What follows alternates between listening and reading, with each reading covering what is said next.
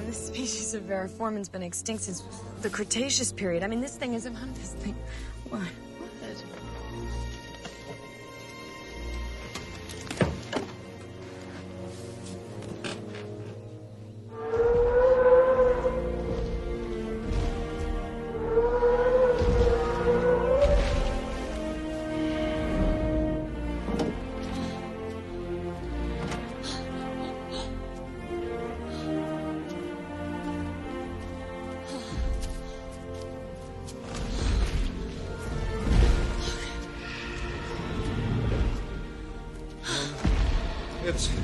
It's a dinosaur.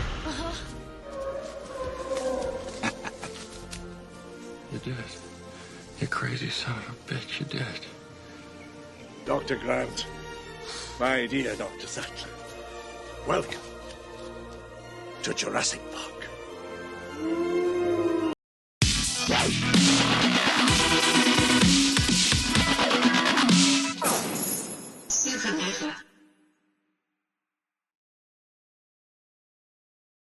What's happening, guys? SupaNova here, back with another video, and I'm delighted to tell you that today is the day I give you my no bullshit review for God of War Ragnarok.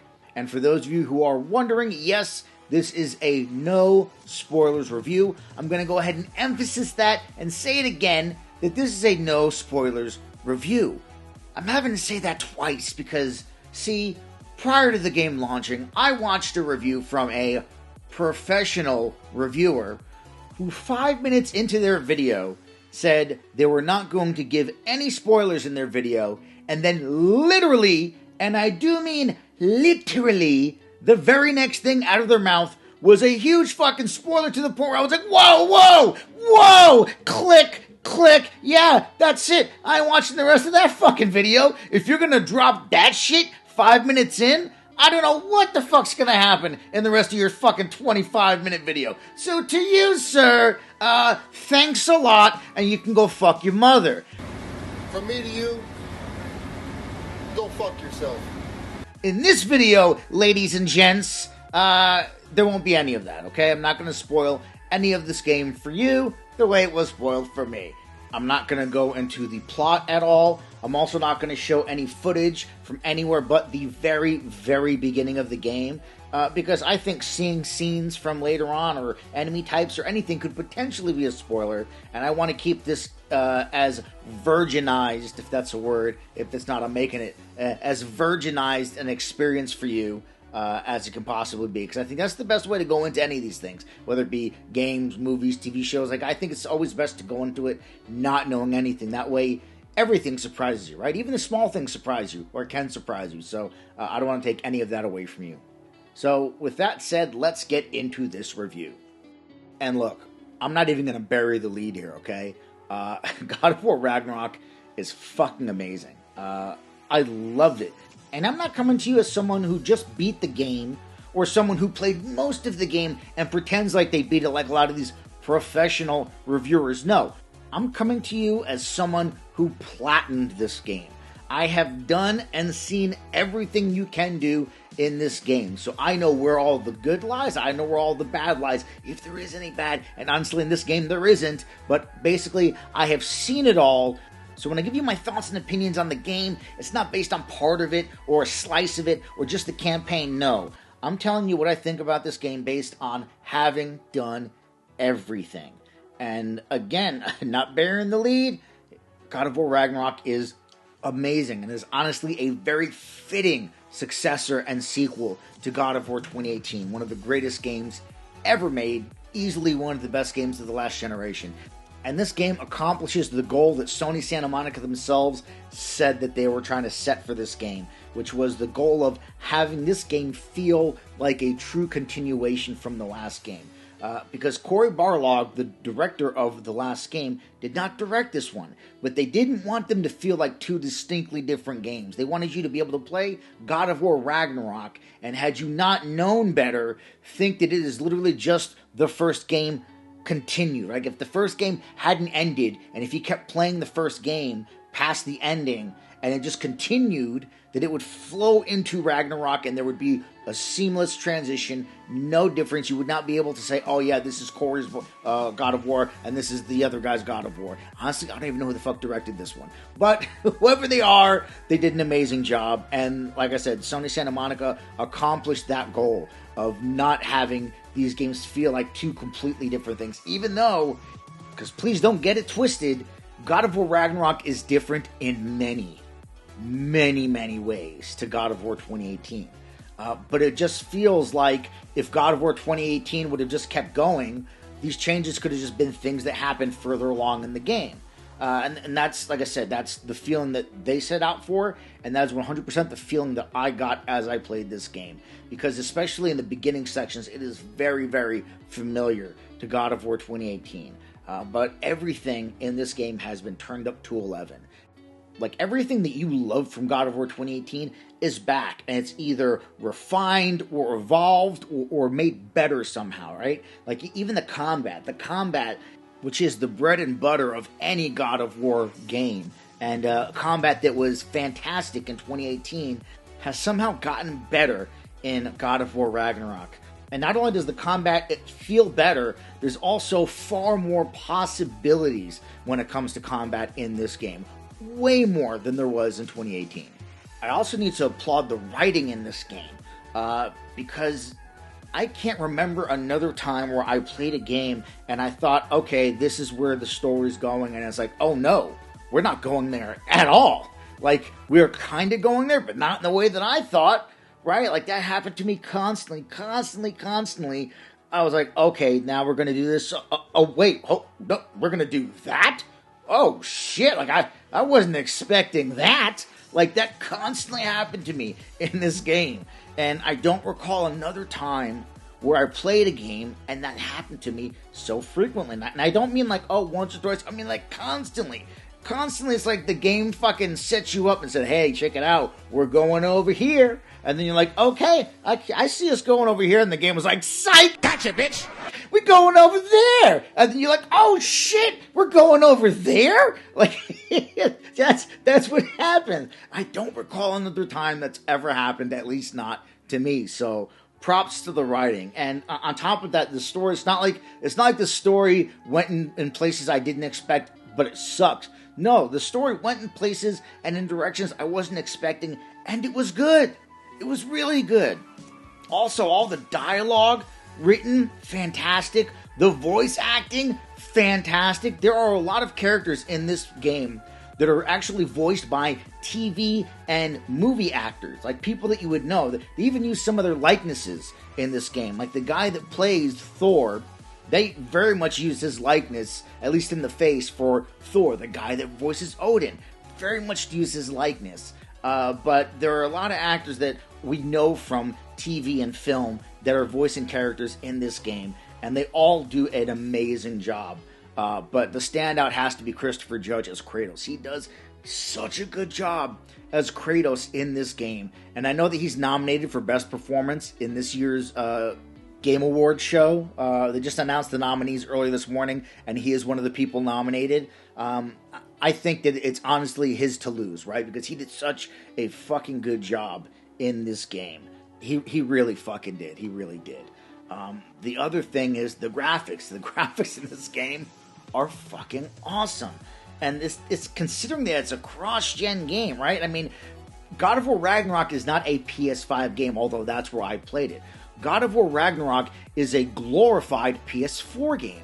And the fact that it looks this good, even on PS4, is like, holy shit, right? How is it that fucking PlayStation is making PS4 games that are some of the best looking games out right now?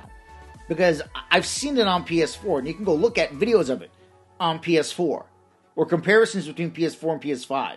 Honestly, it's almost the same fucking game. If you're playing on PS4, and you're sitting there thinking to yourself, man, I wish I had a PS5 to play this. Listen, man, the game you're getting looks just as good. Maybe you don't have the 60 frames, and I get that. But at least image quality-wise, man, you ain't that far away, right? So I can only imagine what this game would have looked like had it been PS5 exclusive, because the cross-gen glorified PS4 game that it is fucking amazing looking. Everywhere you look, and that's the other thing about this game, everywhere you look, everything you look at, it just oozes polish. I also want to thank this game and Santa Monica Studio for releasing a game that at launch, the second I fucking started it, it was a finished game, polished game, isn't missing any features, doesn't have tons of bugs or glitches, doesn't crash. How often do we get a game that releases that at launch, day one, is not only a polished game from start to finish, but that it is literally a complete game, a finished game? Not, oh, we're gonna get to that shit later, or oh, you're gonna get a fucking patch in 2 weeks to give you that feature that you're missing. No. It's all there. And it all works. And it's all fucking beautiful. Bellissimo. Mwah, chef kiss. Bellissimo. Alright? How often? Not often anymore, which is sad. But this game delivers on that. This game delivers like the games of old used to, and like every game now should. All of the game is there, it all fucking works, and it's all polished to the max. So,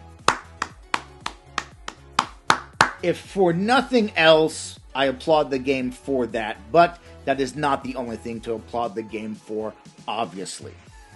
But yeah, graphics-wise, graphically, this game oozes polish everywhere that you look, and in no place more than in the character models, especially in the case of Kratos. Like, you can see every pore in his skin, every wrinkle on his face. That's the other thing, these character models, when the characters are speaking or yelling or doing anything, you can see the skin wrinkling and unwrinkling or creasing and uncreasing, and the faces are just doing what faces do, right? Like, long gone are the days where character models were just the mouth moving up and down, and their eyes looking like they're in a constant state of shock with an occasional blink. Right? Like, long gone are those days. And we're at the point now, and we've been for a little bit, but we're at the point now where these characters in these games, the performance comes through so well. The mocap that's done for both the body and then the performance capture that's done on the face, it comes through so well here.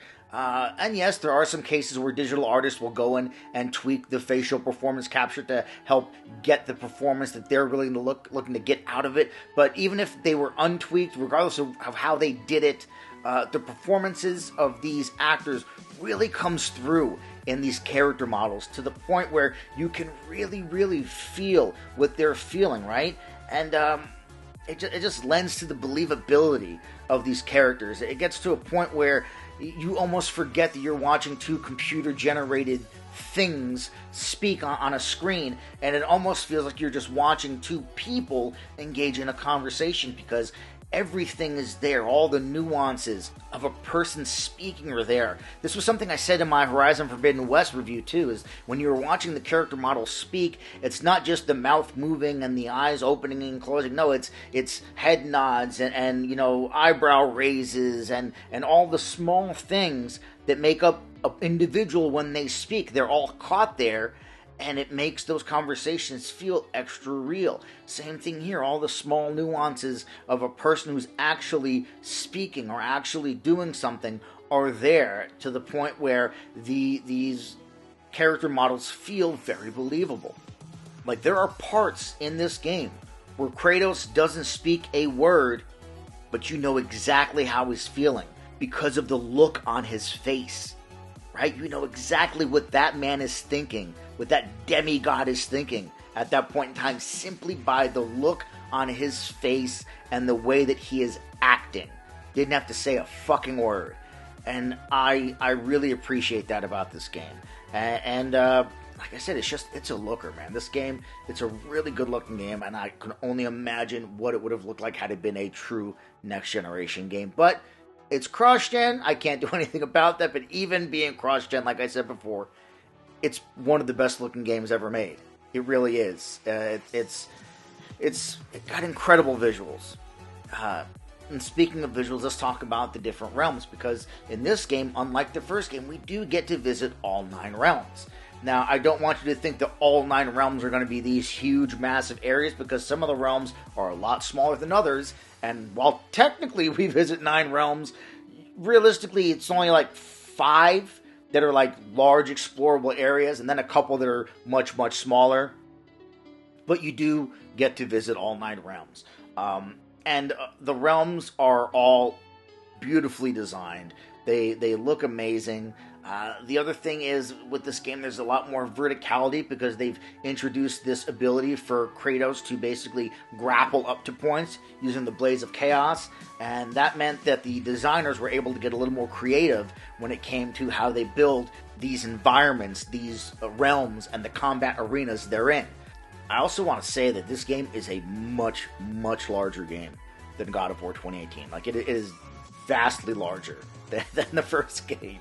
Like, in the first game, Midgard and the Lake of Nine was like the big, big explorable area in the game. That was the center of the game, and then you had all the realms that were kind of offshoots of that. But the main game took place in Midgard and the Lake of Nine, which was easily the largest explorable area.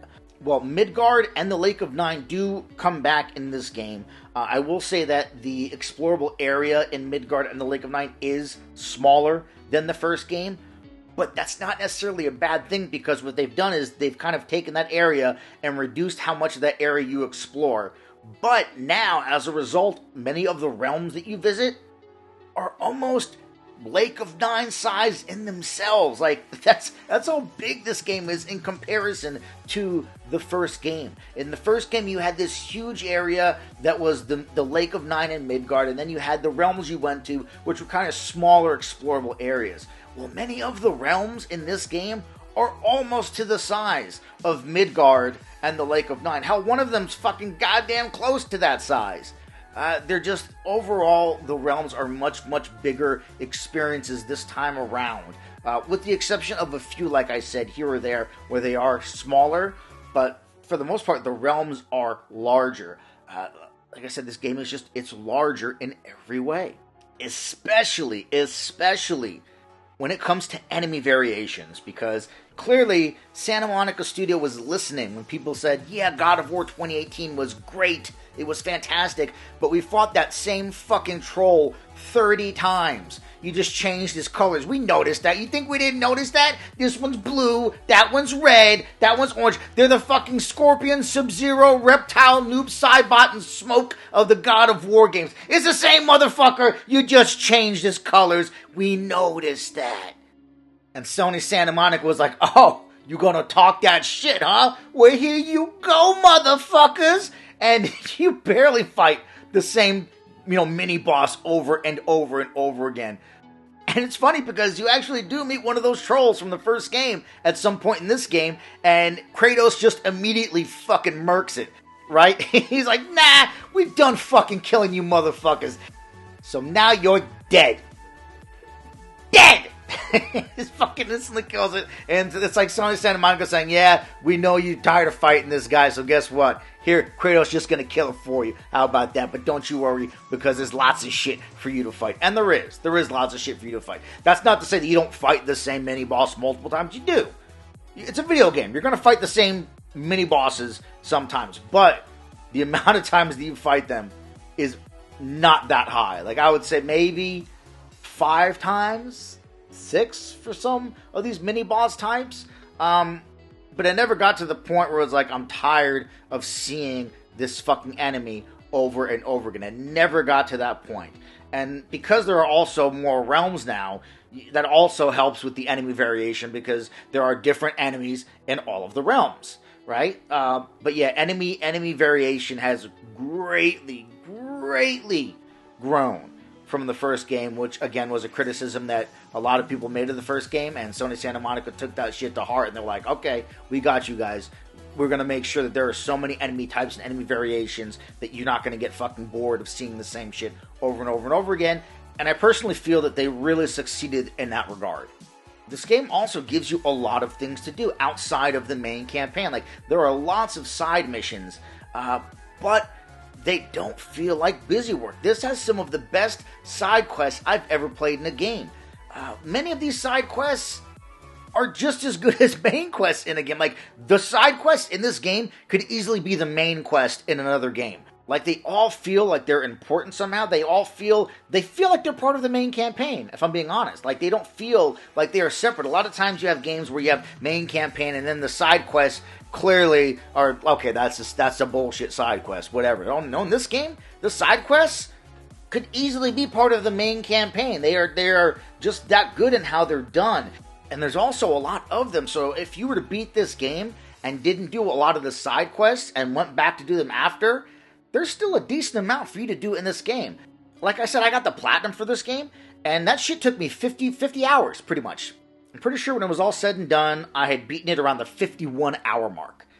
And I honestly think anyone who says they beat this game in 30 hours, either rushed through or just did the campaign and nothing else, because I don't see how it's feasibly possible to beat this game on your first run, not having played it before, with no guides, and do it in 30 hours. I don't necessarily see how that's possible unless you put it on fucking give me story bitch mode, because there are 5 different levels, starting from hardest to easiest. Hardest is give me God of War.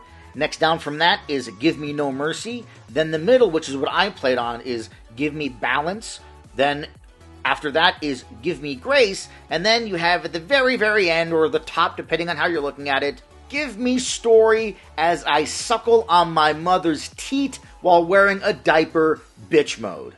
And look, man, if you are disabled in some way to where you have to play on Give Me a Story, like that's the only level that you can realistically accomplish anything in the game, okay, fine, I understand that. But if you are a regular, able-bodied fucking gamer, and you're choosing to play on Give Me a Story, I'm sorry, you're a fucking little bitch. Go play something else. Go play fucking Roblox or Minecraft or something else. Regular individuals should not be playing this game on fucking Give Me a Story. But that's the only way I can see someone beating this game at the 30-hour mark, is if they did nothing but the main campaign and they put it on Give Me a Story bitch mode. Because like I said, it took me 51 hours to platinum this thing, and I didn't beat it in 30 and spend the last 20 hours cleaning up for the platinum, right? Like, the cleanup process for the platinum didn't take me 20 fucking hours, which means beating the game or beating the campaign took me a lot more than 30. And to be fair, I didn't just do the main campaign. I did side quests and shit too, but still, I don't see how sitting down and playing this game for the first time without knowing solutions to the puzzles, without knowing bosses' move sets to be able to effectively fight and beat bosses, without knowing where things are and levels that you need to find, without having walkthroughs or guides or tutorials to help your ass because the game hasn't even released yet. I don't know how the fuck these people beat this game in 30 hours. But I digress. All in all, what I'm trying to say is that the game, there's a lot there to do, there's a lot there to see, and all of it is fun and engaging and doesn't really feel like fucking busy work bullshit. It's done very, very well. And then, you have things like the sound design and the music also in this game, top notch. The sound design, great. The music done by Bear McCreary, also great. Bear McCreary is nominated also for an award at this year's Game Awards. I mean, this game is nominated for a lot of awards at the Game of Year Awards. So that should tell you how good this game is, at least in terms of quality, right? Like, you may not like the story. I'm not saying that's what's going to happen. But I'm saying, like, you could maybe not like the story or maybe not like this or like that.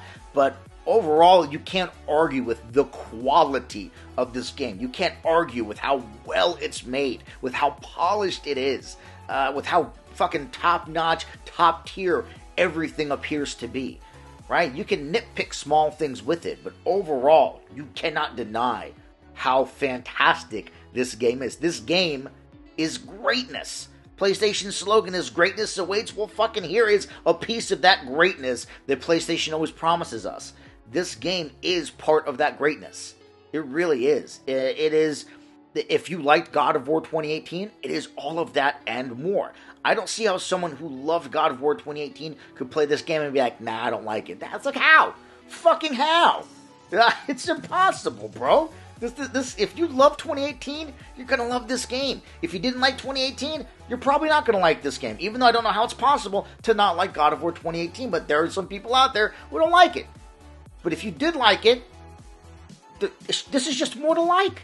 It's more to like. It's more of all the shit that you love, and more of it done better, more of it turned up to 11, more of it refined, more of it evolved.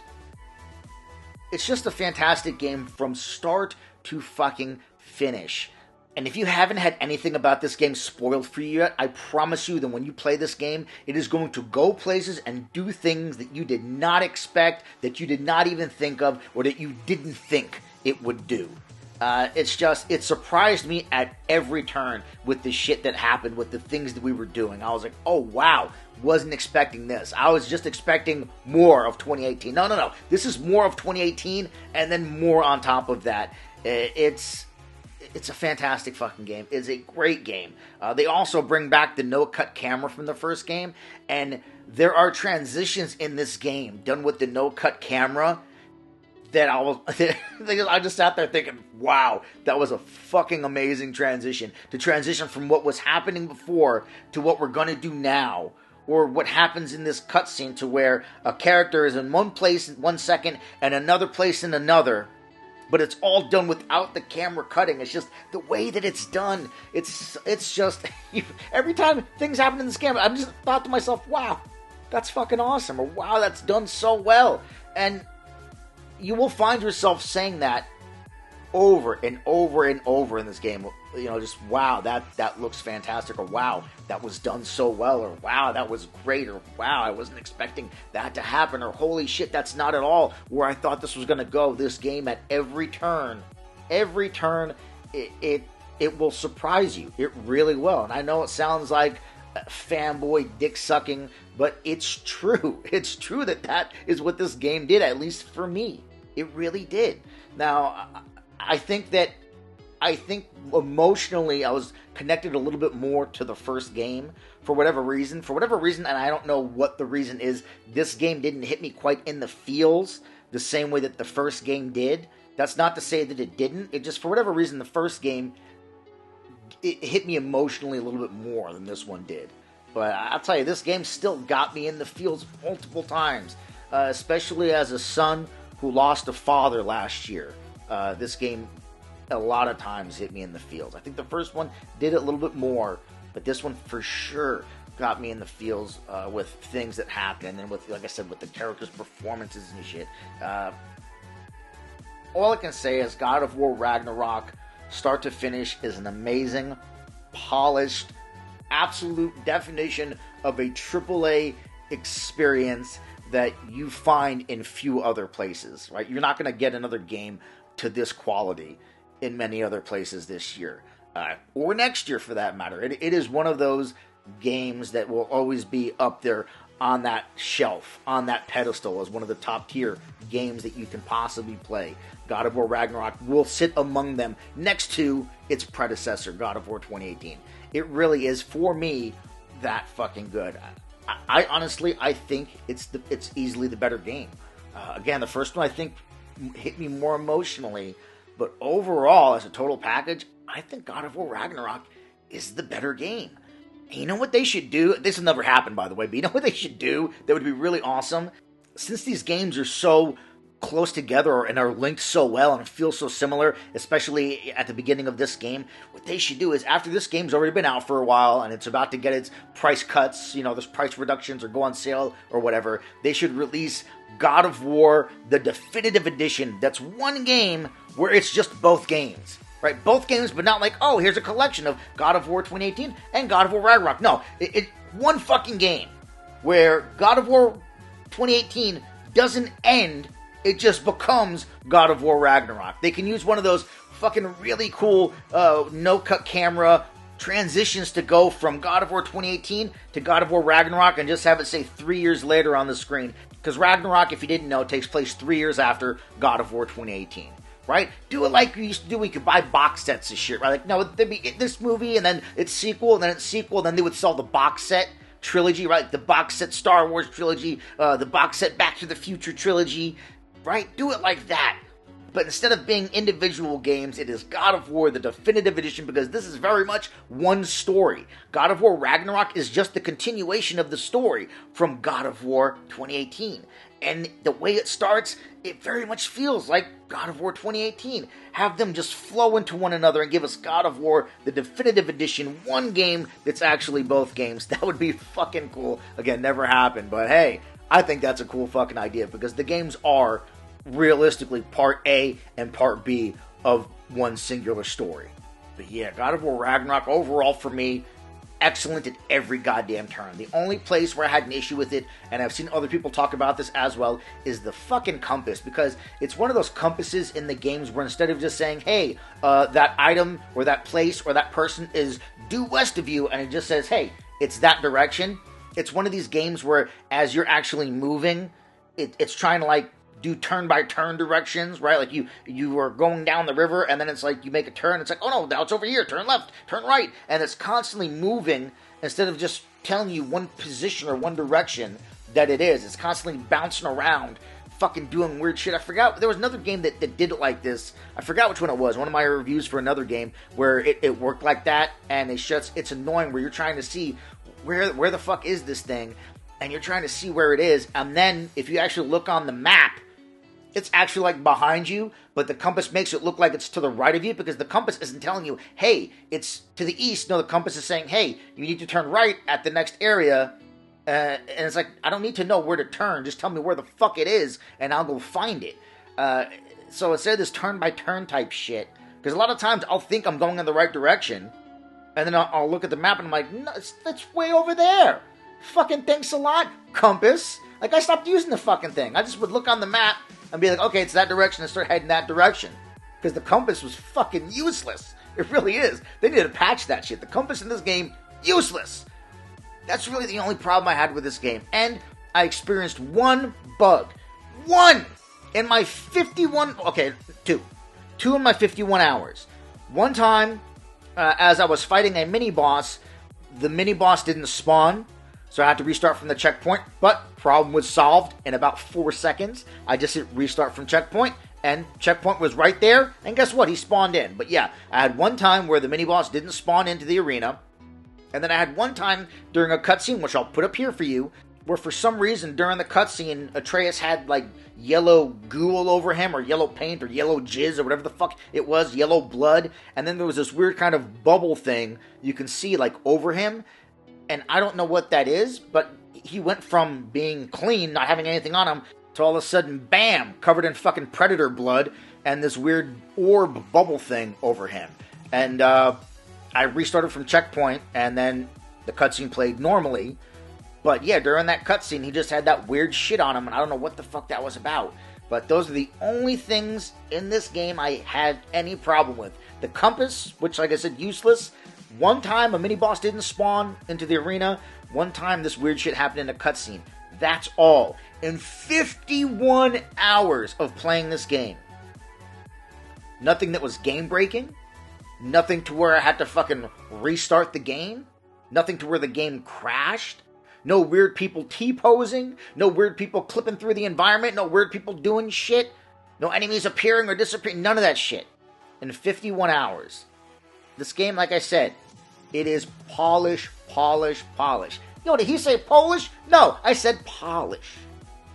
Polish everywhere from start to finish. Fucking amazing game. Nominated for Game of the Year, as it should be.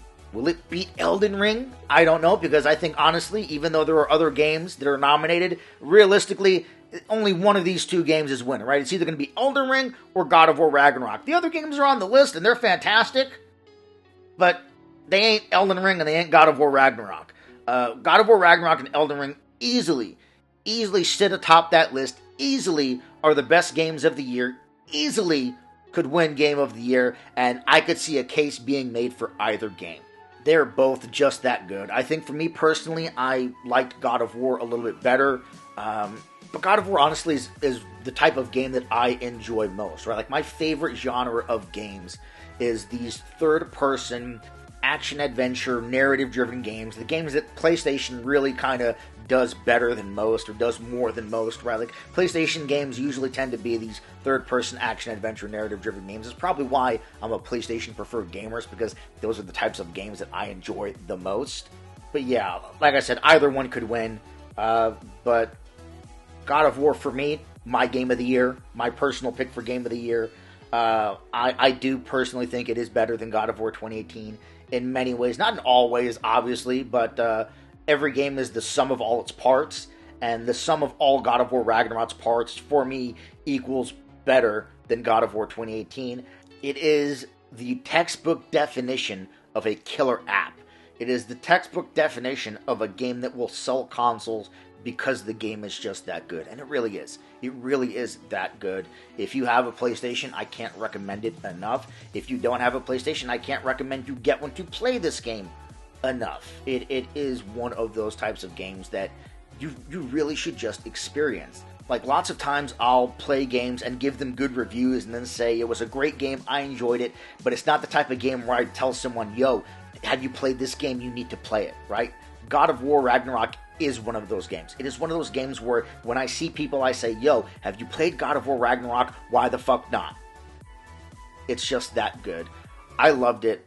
I'm honestly sad that it's over because I was having so much fun in that game.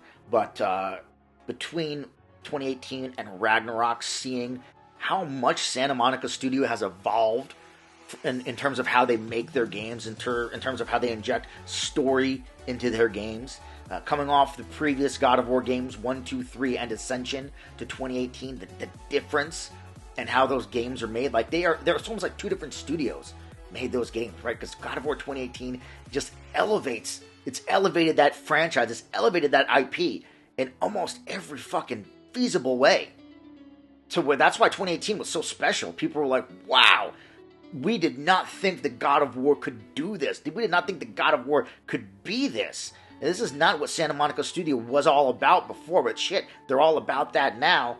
So I'm very excited to think about what their next project's going to be, especially because I'm assuming their next project will be PS5 exclusive. It won't be cross-gen anymore. So very, very anxious and curious to see what comes from them next, because with these two games, they have easily elevated themselves to the club of some of the best studios in the fucking business, right?